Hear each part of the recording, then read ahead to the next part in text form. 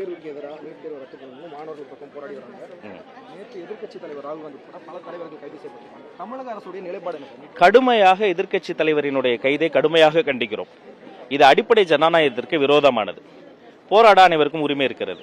அமைதியான முறையில் அறவழியில் போராடுவது, உண்ணா நோன்பு இருப்பது, விரதம் இருப்பது, கோஷம் எழுப்புவது, இதனால என்ன ஒரு சமூகத்தில் தீமழுதுறோம். அதே சமயம் அவங்க என்ன பண்ணணும், அவங்கள அழைத்து சுமூக தீர்வுக்கான பேசணும். எங்க ஸ்டாண்டை பொறுத்த வரைக்கும் இந்த பர்டிகுலர் இஷ்யூலங்க, இந்த எஜுகேஷனை நீங்க மாநில பட்டியலுக்கு கொண்டு வரணும். இதை மாநில பட்டியல் கொண்டு வந்தால் தான் நீட்டை ஒழிக்க முடியும். கம்ப்ளீட் அபாலிஷன் ஆஃப் நீட் தான் நம்முடைய ஒரே ஸ்டாண்ட். அதற்காக நாங்கள் போராடுவோம். டெல்லியில் மாணவர்கள் கைது செய்யப்பட்டது போல தமிழ்நாட்டில் நேற்று சென்னையில் நடந்த போராட்டத்தில் பல மாணவர்கள் கைது செய்யப்பட்டாங்க. உங்களுடைய நிலைப்பாடு மாற்ற ஒரே வித்தியாசம் என்னன்னா, டெல்லியில போராட்ட காலத்தில் போராடினவங்கள ரொம்ப குண்டு கட்டா தூக்கி ரொம்ப பலவந்தத்துக்கு இங்க சாலையில போய் உட்காந்துட்டாங்க குழந்தைங்க. அதனால அவங்கள கொஞ்ச நேரம் போராடிட்டு அப்புறம் அப்புறப்படுத்திட்டாங்க.